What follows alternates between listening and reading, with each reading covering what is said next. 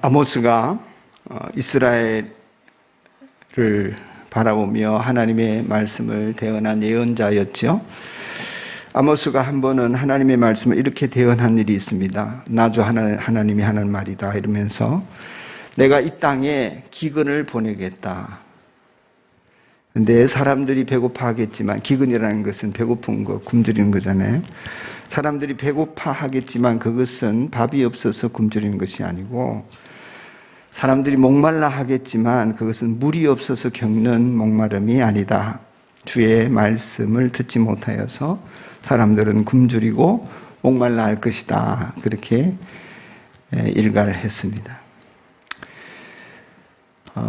예수님께서 한 번은 사마리아를 지나가실 때에 수가성 야곱의 운물가에 시장하셔서 앉아 계셨습니다. 근데 낮에 점심때가 되었는데 그 떼약볕에 물 길으러 오는 여인이 있었죠. 운물물은 길어도 계속 길러야 되지 않습니까? 근데 물을 길러도 목이 마른 이 여인, 예수님께서 그 여인에게 이렇게 말씀하셨습니다. 이 물을 마시는 사람은 다시 목마르겠지만 내가 주는 물을 마시는 사람은 영원히 목마르지 않을 것이다. 여인이 귀가 쏠깃해서 주님, 그 물 나한테 주어서 다시는 여기 물 기르러 오지 않게 해주세요. 여인은 자신의 가련한 인생에 그 물 먹고 다시 목마르지 않게 되었습니다. 여러분, 육체는 늘 달라 하지요. 밥 먹어야 하고 물 마셔야 합니다. 그런데 육체도 밥만 가지고는 살 수 없습니다. 행복하지 않습니다. 밥 잘 먹으면 배 두드리면서 잠시 평안할 수 있고 행복할 수 있는데, 그 밥 먹고 난 뒤에 살아가는 삶이 의미가 없고 보람이 없으면 육체가 결코 밥만 먹어서 행복하지 않습니다. 육체도 그렇다는 것입니다. 그래서 이 모세는 이런 인간에 대해서 잘 파악했기 때문에 사람이 떡으로만 사는 것이 아니라 하나님의 입에서 나오는 모든 말씀으로 살 것이다. 이렇게 신명기에서 자기 백성들에게 일러 주었습니다. 예수님께서 이 모세의 말을 인용해서 마귀가 유혹할 때에 돌이 떡이 되게 해서 먹으라. 굶주린 예수님의 그런 얘기할 때에 이 말씀을 인용했죠. 우리는 그저 배부르게 살고 안락하게 살 능력을 갖추려고 애씁니다. 그것이 우리를 행복하게 해준다고 굳게 믿기 때문입니다. 그런데 대부분의 사람들은 애쓰는 만큼 먹고 애쓰는 만큼 가져도 행복하지가 않은 것 같습니다. 오히려 그것을 다 갖췄고 이루었는데 얼마 지나지 않아서 허무함에 빠져 있는 모습을 많이 보게 됩니다. 이런 우리를 보시는, 우리 인생을 바라보시는 하나님의 마음이 잘 느껴지는 것이 오늘 이사야 55장의 본문인 것 같습니다. 여러분, 집에 돌아가셔서 한 번 더 천천히 읽어보십시오만은, 제가 이 말씀을 읽으면서 하나님의 마음이 어떨까 묵상할 때 한마디로 표현하면 이런 것 같습니다. 우리를 향하여서 너희들 왜 그렇게 살고 있니? 이런 하나님의 마음인 것 같습니다. 도대체 너 왜 그렇게 사니? 2절 상반절에 보시면 하나님의 마음이 적절하게 나옵니다. 어찌하여, 여러분, 어찌하여 이 말은 시편에 많이 나오거든요. 누가 이렇게 많이 노래하냐면, 고통을 받는 시인이 하나님 앞에 탄식할 때 어찌하여 내 인생이, 어찌하여 저 원수가, 어찌하여 저 악인이 막 이렇게 나오는데, 하나님이 이 표현을 우리를 보시면서 하시는 거예요. 어찌하여 너희는 양식을 얻지도 못하면서 돈을 주고 배부르게 하여 주지도 못하는데 그것 때문에 그렇게 수고하느냐. 이러신다는 말이죠. 1절을 보십시오. 우리에게 하나님이 이런 마음으로 초대하십니다. 1절을 같이 한번 읽읍시다. 시작. 너희 모두 목마른 사람들아 어서 물로 나오느라. 돈이 없는 사람도 오너라. 너희는 와서 사서 먹되 돈도 내지 말고 값도 지불하지 말고 포도주와 젖을 사거라. 아멘. 저는 이 55장 1절에 이 말씀 읽을 때마다 참 요한복음 1장 1절을 읽듯이 참 이해할 수 없다 이런 생각이 듭니다. 왜냐하면 앞뒤가 안 맞잖아요. 말이. 이게 말이 됩니까? 목마른 사람 보고 물로 나오라 하고 돈 없는 사람도 오라 그러고 사서 먹으라 그러고 그러는데 사 먹으라 하면서 돈 내지 말래요. 여러분 이상하지 않습니까? 사 먹으라 하는데 돈 내지 말래요. 값도 지불하지 말래요. 포도주와 젖을 사라는데 돈 내지 말래요. 그러면서 사 먹으래요. 여러분은 괜찮으신가 보죠? 이런 얘기가? 전 막 헷갈려요. 어쩌라는 거야? 지금 내라는 거야? 내지 말라는 거야? 뭐 이런 거 있잖아요. 돈도 내지 말고 사 먹는 방법이 뭡니까? 그런 방법이 있습니까? 있긴 합니다.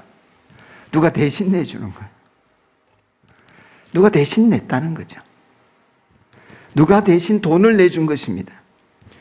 여러분 종종 식당에 가서 그저 마음 먹고 밥을 먹고 있는데 그저 비싼 음식일수록 누가 지인이 알아보고는 밥값 내주면 엄청 기분 좋죠. 복권에 당첨된 것처럼. 안 그런가요? 저만 그런가?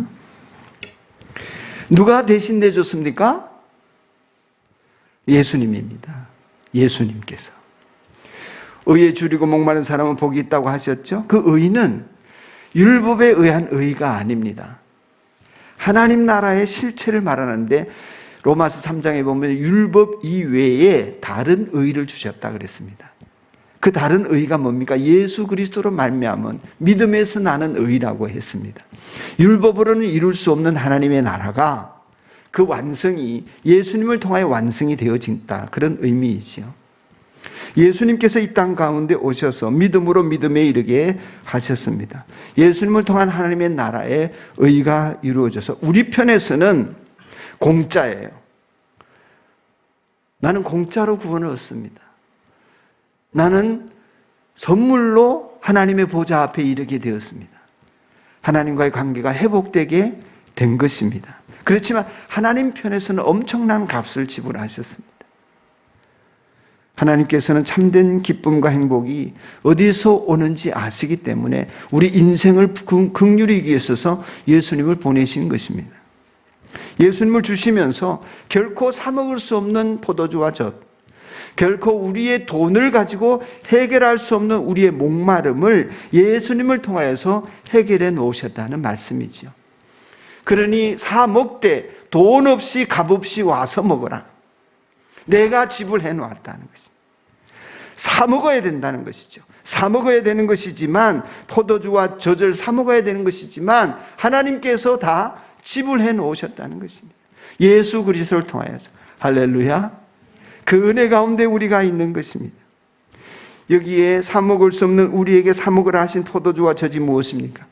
그것은 하나님의 말씀을 상징하는 표현입니다. 예수님을 통해 하나님의 말씀의 양식을 사 먹게 되었습니다. 다른 말로는 먹는다는 것은 다르게 들으면 읽으면 듣는 것입니다.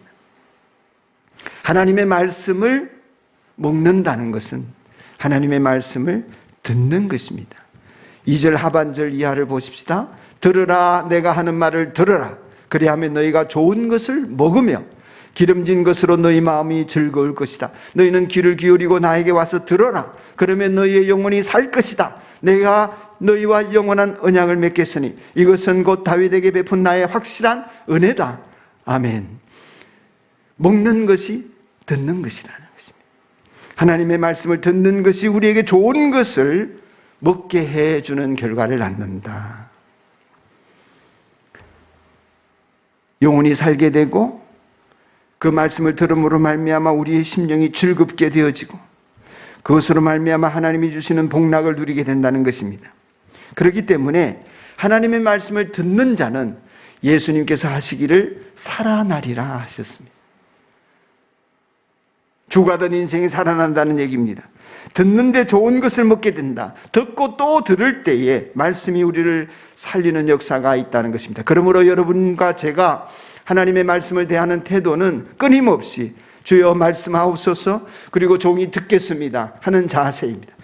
다 모를 수 있습니다. 이해가 안 될 수 있습니다. 지식으로 못 깨달을 수 있습니다. 알지 못할 수 있습니다. 그러나 듣는 자는 살아나게 되어 있습니다. 사랑하는 여러분, 일부 예배 때도 제가 좀 심하게 그런 얘기를 했는데, 여러분, 우리가 하나님의 말씀을 다 알 수 없고 깨달을 수 없습니다. 좀 무지하지 않습니까? 하나님의 말씀을 다 이해할 수 없습니다. 다 알 수 없습니다. 지식으로 다 깨닫는 것은 무리가 있습니다. 알게 되는 것이 은혜이죠. 우리가 전공을 한 것도 아닙니다. 깊이 연구한 것도 아닙니다. 설교 듣는데 설교가 이해되지 않는 것, 성경을 읽는데 성경이 이해되지 않는 것, 모르겠는 것, 어려운 것, 이게 여러분 이게 당연한 거죠. 언제 연구해 보셨습니까? 얼마나 읽어보셨습니까? 무슨 관심을 가졌습니까?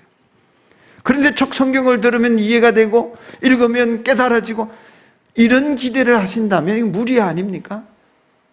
모르는 게 당연한 것입니다. 어려운 것이 당연한 것입니다.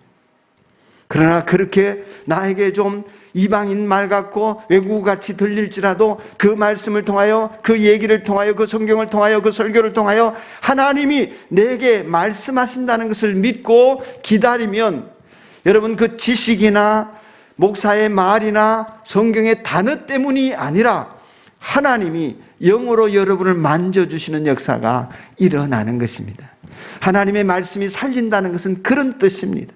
나의 지식의 깨달음으로 내가 살아가는 것이 아니라, 내가 뭔가를 내가 노력해서 얻어지는 것이 아니라, 내가 말씀을 듣고 있을 때, 그 말씀에 귀를 기울이고 있을 때 다 헤아리지 못해도 하나님이 내 인생을 하나님의 말씀 속에서 만져주시는 역사가 일어나는 것입니다.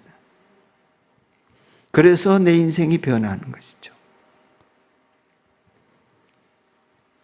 듣고자 하는 사람은 말씀이 그를 살리는 은혜가 반드시 있습니다. 그래서 제가 너무 감사한 것은 우리 하나님께서 늘 말씀하시는 분이시라는 것입니다. 잘 알아듣지 못해도 날마다 우리에게 말씀을 하려고 하십니다. 여러 각도에서 귀에 들리는 단어나 문장이 아니어도 하나님은 내 인생에 언제나 말씀하시는 하나님이십니다. 날마다 말씀으로 우리를 새롭게 하기를 원하십니다. 하나님은 이 일에 굉장히 성실하십니다. 여러분, 사랑하면 성실하게 됩니다. 맞습니까? 아닙니까? 이상진 집사님, 오경화 권사님 사랑할 때, 아니 지금도 사랑하시죠? 사랑하기 때문에 날마다 전화하잖아요. 성실하게 전화하시죠. 예. 아마 결혼 전에는 날마다 그 집 앞에서 개근하고 출석도장 찍고, 예, 사랑하면 성실하게 됩니다. 저희 아내도 성품도 성실하지만 아이들과 저를 사랑하니까 굉장히 성실하여서, 성실하면 나타나는 현상 중에 하나가 뭐냐면 자꾸 주려고 해요. 아내의 경우에는 먹이려고 합니다. 아우, 우리 여보, 우리 집 좀 절제해야 돼. 덜 먹어야 돼. 그래 놓고요, 방금 낮에 그 말 했는데 저녁 되면 뭐 드실래요? 뭐 이래. 먹이기를 좋아합니다. 하나님도 그러십니다. 하나님도 우리에게 정말 먹이기를 좋아하세요. 하나님의 말씀으로, 때는 육신의 것으로 주려고 하세요. 그래서 예수님께서도 부활하신 이후에 갈릴리에 먼저 가셔가지고 쟤들 고기 잡을 때 뭐 하셨습니까? 예, 생선 구워놓고 얘들아 조밥 먹자 이러시잖아요. 밥상을 차리는 하나님이세요. 근데 가끔 가다 차려주는 게 아니라 날마다 풍성하게 차려주세요. 하나님의 말씀의 진미를 먹게 해주시는 것입니다. 오늘도 여러분에게 밥상을 차려서 얘들아 같이 먹자 하시는 말씀의 성찬을 여러분이 경험하게 되기를 축복합니다. 사랑하니까 성실하게 밥상을 차려서 우리에게 먹게 하시는 하나님이십니다. 그래서 예레미야는 이 하나님의 성실하심이 너무 좋다 그랬습니다. 예레미야 애가 3장인가 어디 찾아보시면 주의 성실하심이 너무 좋습니다. 아침마다 새롭습니다. 날마다 새로우니 이것이 너무 좋습니다. 하나님이 어쩌다 말씀하시면 여러분 갈증나서 어떡하겠어요? 그래서 새벽마다 하나님께 불려 나오는 사람은 복이 있는 줄로 믿어요. 아무도 아멘 안 하네. 새벽마다 불려 나오는 사람은 진짜 복 있는 사람이에요. 두고 보세요. 또 지금까지를 보세요. 하나님께서 우리에게 주실 것이 많은데 하나님께서 예수 그리스도로 자기를 비워 종의 형체를 갖게 하심으로 말미암아 우리에게 다 주시려고 하셨습니다. 예수님 그 일을 이루셨어요. 예수님이 안 오셨으면 안 되는데, 자기를 비우지 않으셨으면 안 되는데, 낮아지지 않으면 안 되는데 낮추시고 비우셔서 우리에게 하나님이 주시고 싶어하는 모든 것을 받을 수 있도록 길이 되어 주셨습니다. 그렇지 않았다면 우리는 여전히 종교에 매여서 하나님 앞에 뭘 어떻게 하면 더 좀 받을 수 있을까? 뭘 바치면 더 좋은 것이 생길까? 뭐 이러면서 율법에 매여서 종교적으로 살고 구원에 결코 이르지 못했을 터인데 예수님 때문에 진리를 알고 예수님 때문에 생명을 알고 예수님 때문에 천국의 길을 걷게 된 것입니다. 그러므로 찾고 부르짖고 돌아가야 할 자리는 하나님을 향하여 우리 길을 돌이키는 그 방향인 것이죠. 여러분, 사순절 기간 때문에 산상수훈 따라 살기 새벽 기도를 하고 있는데 제일 먼저 팔복을 했습니다. 그게 복이 있다는 말을 전했는데 복이 있다는 말은 남이 부러워한다는 것입니다. 관계성 속에서 풀어보면 그렇지 않아요? 저 사람 참 복이 있네. 그 말은 부럽다는 거예요. 하나님께서 역사하기 때문에 복이 있는 것입니다. 남들이 시샘하기도 하고 그래서 하나님께 매일 듣는 사람은 이 복이 있어서 다른 사람이 저 사람의 사는 모습을 보면서 참 좋겠다, 부럽다 이런 마음이 저절로 드는 것입니다. 좋은 것을 먹으며 마음이 즐겁다. 이사야는 그렇게 표현했죠. 여러분의 마음이 즐겁고 좋은 것을 먹는 사람이라면 어찌해서 행복하지 않겠습니까? 주님과 나 사이의 비밀이기는 한데 여러분에게도 살짝 공개를 해드리면 제가 가까운 사람들 사이에서 제일 많이 듣는 말이 있습니다. 그건 좋겠다 하는 말입니다. 가끔씩 친구들을 만나도 저보고 그런 얘기합니다. 김 목사 참 좋겠다. 야, 부럽다 야. 뭔지는 모르지만 뭐 잘생겨서 그럴 수도 있고 여러 가지 이유가 있겠죠. 제일 많이 듣습니다. 하나님이 하시는 일이 보여진다. 그런 뜻이지 않겠습니까? 여러분도 누리게 되기를 축복합니다. 그래서 내가 아둥바둥 애써서 뭔가 쌓아뒀는데 뭔가 만들었는데 이룬 것 같은데 해보니까 허망해. 그런 인생을 살지 않아야겠습니다. 이런 역사를 위해서 이사야는 우리를 하나님께로 초대하고 있는 거죠. 이사야가 주님의 말씀을 들려준 다음에 이렇게 말합니다. 오늘의 요절 말씀이죠. 6절과 7절. 너희는 만날 수 있을 때 주님을 찾아라. 너희는 가까이 계실 때 주님을 불러라. 악한 자는 그 길을 버리고 불의한 자는 그 생각을 버리고 주님께 돌아오느라. 주님께서 그에게 긍휼을 베풀어 주실 것이다.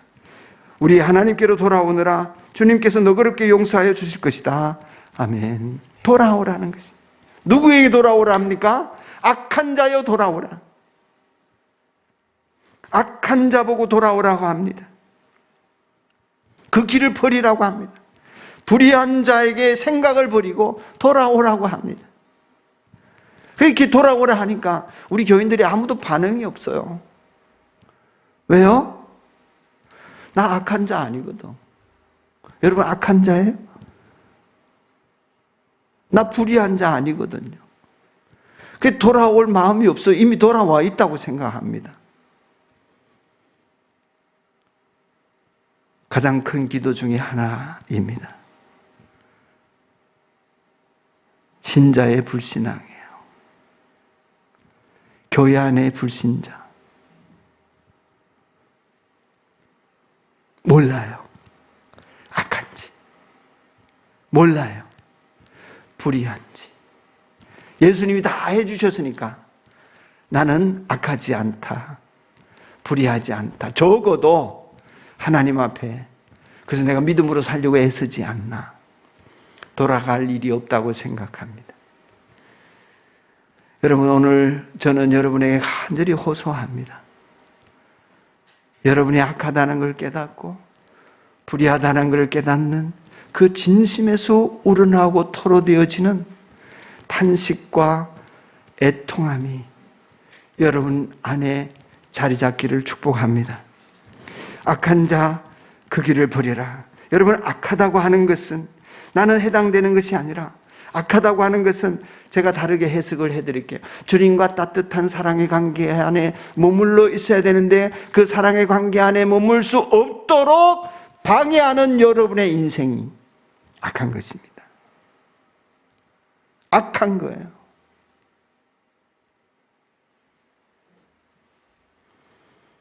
주님과 사랑의 관계, 따뜻한 관계 안에 있기를 원하는데 그것을 막고 있는 여러분의 생활, 생각, 가치관들, 불의하고 악하고 더러운 것들입니다. 죄송하지만 좀 더 잘 믿기를 원하는데 좀 더 하나님을 알기를 원하는데 그것을 막고 있는 여러분 자신이 악한 것입니다. 무엇 때문에? 하나님을 더 가까이 하지 못합니까? 악한 자는 그 길을 버리라고 합니다. 불의한 자는 그 생각을 버리라고 합니다. 주님께 돌아오너라 합니다. 나 돌아왔어요 이러고 있습니다. 안 돌아왔는데.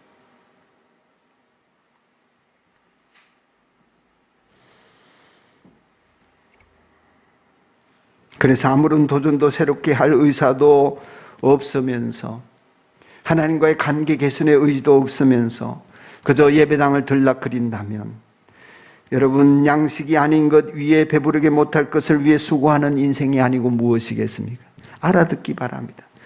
부디 여러분이 지금 잠 안 자고 하는 일들, 밤잠 설치면서 살고 있는 그 삶들, 여러분 무엇을 위하여 수고하는지 모르지만 제발 알아들으시기 바랍니다. 거기에 예수님 곁다리를 끼워놓지 마세요. 여러분의 일을 예수님이 주도하시게 해야 합니다. 그것이 하나님 나라 백성의 모습이고 성경이 말씀하는 복된 모습입니다. 여러분 취미생활 하세요. 일 열심히 하세요. 사업도 하세요. 여러분이 원하는 건 무엇이든지 하십시오. 돈도 벌고 관계도 맺고 열심히 사십시오. 그러나 주님 안에서 하셔야 합니다. 주님이 이끄시는 대로 하셔야 합니다. 마음껏 놀고 자고 즐기세요. 저도 그렇게 합니다. 그러나 주님 안에서 하셔야 합니다. 주님이 하라 하셔야 합니다. 주님 안에서 무엇이든지 얼마든지 이해가 되고 하십시오. 그러나 주님 안에서 하지 않는 것은 불의한 것입니다. 아무리 선해 보여도.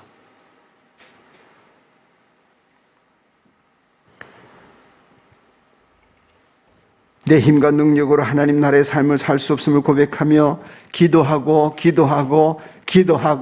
이 사순절 기간에 기도하자 그래도 안 하면서 이제 막 5장 마쳤는데 산상순 따라 살기 6장 7장이 남아있는데 이미 기도 다 포기하고 나는 나대로 살래 이러면서 우리가 어떻게 영혼의 때에 하나님을 기쁘게 만나는 순결한 신부가 되어 있을 수가 있겠습니까?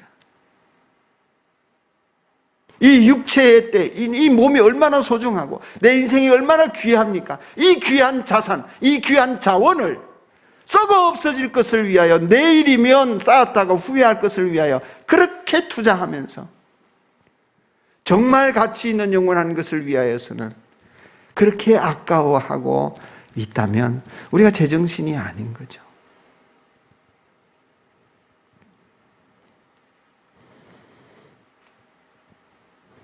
여러분의 인생을 낭비하는 생활에서 벗어나십시오. 깨닫기를 원합니다. 그러니 제발 일어나세요. 제발 깨어 있으십시오. 제발 돌아오십시오. 왜 그리 멀리 떠나 외면하고 사십니까? 하나님 찾으셔야 합니다. 가까이 계십니다. 부르세요. 만날만 합니다. 찾으세요. 제가 그랬잖아요. 어떤 사람이 하나님 오십시오. 그래야 내가 만날 거 아닙니까? 머리를 한 대 쥐어박고 싶어요.